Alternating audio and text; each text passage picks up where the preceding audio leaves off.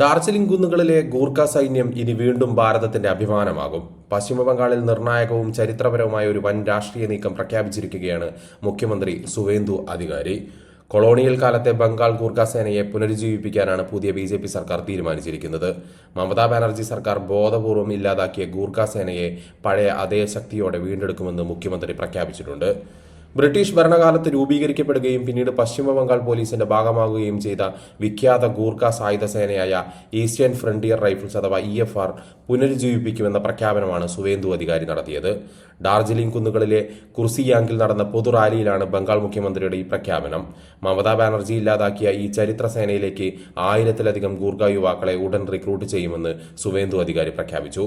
ഭരണമാറ്റത്തിന് പിന്നാലെ ഗൂർഖ ജനതയ്ക്ക് നൽകിയ വാഗ്ദാനം പാലിക്കുകയാണെന്ന് അദ്ദേഹം വ്യക്തമാക്കി. വരും മാസങ്ങളിൽ തന്നെ ഈസ്റ്റേൺ ഫ്രണ്ടിയർ റൈഫിൾസിലേക്ക് 1000-ലധികം ഗൂർഖ യുവാക്കളെ നിയമിക്കും.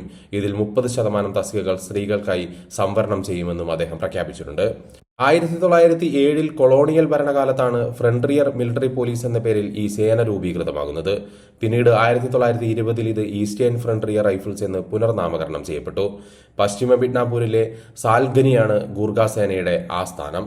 1ഉം 2ഉം ലോകമഹായുദ്ധങ്ങളിൽ പങ്കെടുത്ത ഈ സേന സ്വാതന്ത്ര്യാനന്തരം 1962 ഇന്ത്യ ചൈന യുദ്ധത്തിലും 1965, 1971 വർഷങ്ങളിലെ ഇന്ത്യ പാക് യുദ്ധങ്ങളിലും ധീരമായി പോരാടി.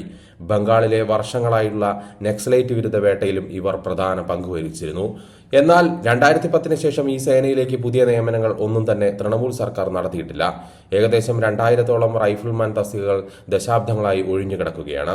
സേനയെ ആധുനികവൽക്കരിക്കുന്നതിന് പകരമുണ്ടായിരുന്ന 3 ബറ്റാലിയനുകളെ 2 ബറ്റാലിയനുകളായി ചുരുക്കി മമതാ സർക്കാർ ഈ ചരിത്ര സ്ഥാപനത്തെ ഇല്ലാതാക്കാനാണ് ശ്രമിച്ചത്. എന്നാൽ BJP സർക്കാരിന്റെ ഈ പുതിയ നീക്കത്തിലൂടെ വടക്കൻ ബംഗാളിലെ ഗൂർഖാലാൻഡ് വിഘടനവാദ പ്രസ്ഥാനങ്ങളുടെ തീവ്രത കുറയ്ക്കാനും കുന്നുകളിലെ ജനങ്ങളെ സംസ്ഥാന പോലീസിന്റെയും ഭരണകൂടത്തിന്റെയും മുഖ്യധാരയിലേക്ക് കൊണ്ടുവരാനും സാധിക്കുമെന്നാണ് രാഷ്ട്രീയ നിരീക്ഷകർ കരുതുന്നത്.